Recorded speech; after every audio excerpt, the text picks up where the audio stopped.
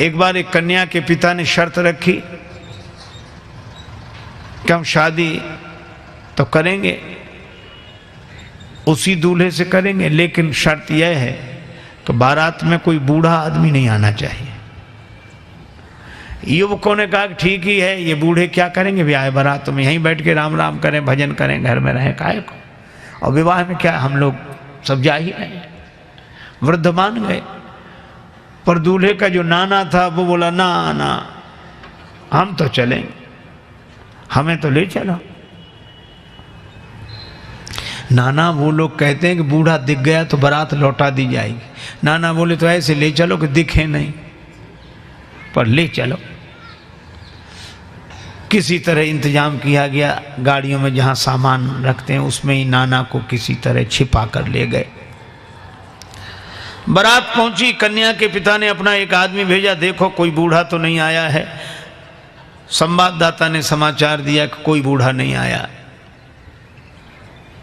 तो कन्या के पिता ने एक शर्त रखी कि हम विवाह के लिए तैयार हैं, पर बारातियों को हमारी एक शर्त पूरी करनी पड़ेगी।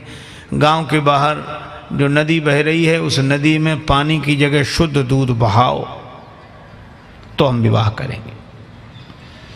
अब बहुत अकल लगाई लड़कों ने, नदी में पानी की जगह शुद्ध दूध, इम्पॉसिबल, असंभव।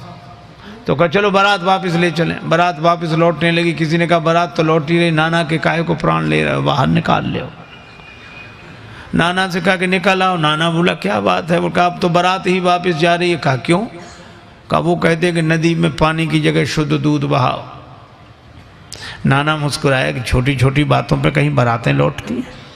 लड़के बोले नाना दिमाग खराब है, छोटी बात है, इतना दूध कहाँ से आवे और नदी में, और ये और फिर शुद्ध कैसे रह जाएगा, दूध पानी में डालोगे तो ये। वृद्ध ने मुस्कुरा कर कहा कि जरा सी बात है, तुम जो कन्या के पिता की ओर से समाचार लेकर आया था उसी के द्वारा तुम समाचार भिजवा दो। क्या?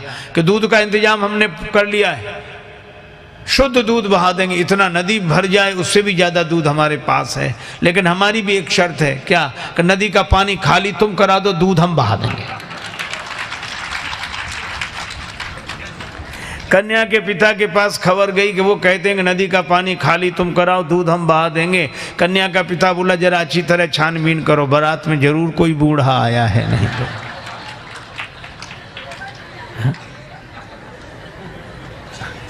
वृद्धों की महिमा है। देखो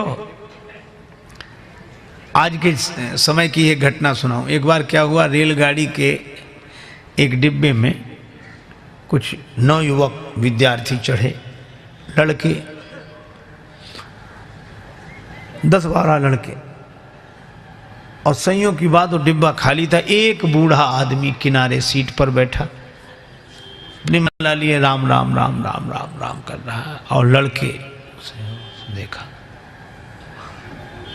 अब उनका तो नाम ही लड़के, रेलगाड़ी चली, अब वो भड़के, नाम ही लड़के, जहाँ जाए वहाँ से लड़के आए, घर में रहें तो लड़के, बाहर जाएं तो लड़के, इससे लड़के उससे लड़के। अब रेलगाड़ी चल रही थी, वो 10-12 लोग लड़के बोले कि बड़े बोर हो रहे, कुछ करो। कहा इसमें क्या करोगे, बैठे रहो आराम से।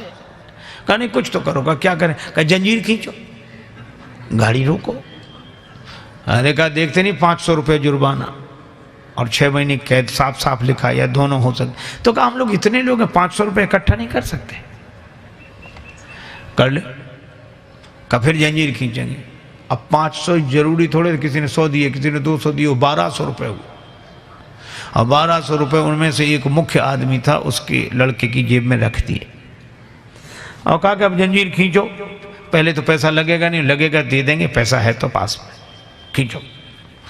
तब तक एक लड़का बोला एक नया पैसा नहीं लगेगा, जंजीर हम खींचेंगे, गाड़ी रुकेगी, अधिकारी आएंगे, नाम इस बूढ़े का लगा देंगे किसने जंजीर खींची। अब बूढ़ा बेचारा बहुत हाथ जोड़े कि भैया हमने आपका क्या बिगाड़ा बच्चों, हमें काहे को, अरे ऐसा मत करो। लड़के बोले बड़ा मजा आएगा, ये गिड़गिड़ाएगा। कुछ लोगों को इसी में मजा आता, पर पीड़न रति, दूसरे को दुख पहुंचाकर सुख पाना। और अंत में यह हुआ कि लड़कों ने जंजीर खींच दी। मुख्य चेकिंग थी, अधिकारियों को लड़के ही बुला लाए। इस बूढ़े ने जंजीर खींची, इस बूढ़े ने जंजीर खींची। अब वृद्ध बड़ा हैरान कि अगर हम कहें भी कि हमने जंजीर नहीं खींची तो मानेगा कौन? ये 10-12 लड़के और सब हमारे बारे में यही कह रहे हैं कि जंजीर खींची। तो उसको भगवान ने ऐसी प्रेरणा दी, अधिकारी ने डांटते हुए कहा कि तुम वृद्ध होकर शर्म नहीं लगती, जंजीर क्यों खींची? बूढ़ा बोला, साहब जंजीर तो खींची पर मजबूरी में खींची।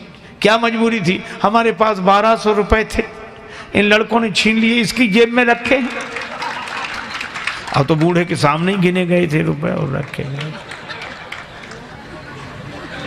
अधिकारियों ने जो देखा तो उसकी जेब में रुपए मिल गए। ईमानदारी का जमाना था, बूढ़े को 1200 रुपए मिले और शाबाशी दी गई कि बड़ा साहस का काम किया, बहादुरी का काम किया। अब लड़के एक दूसरे का मुंह देखेंगे, ये तो हम सोचते ही नहीं थे।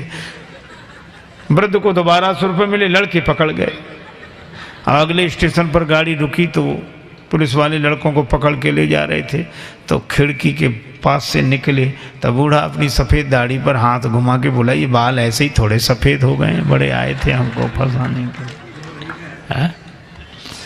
तो ये कहानी है, पर ये कहानी भी संकेत देती है कि वृद्ध के पास जो अनुभव होता है वह युवक के पास नहीं होता। ये बात अलग है कि अनुभवी वृद्ध के पास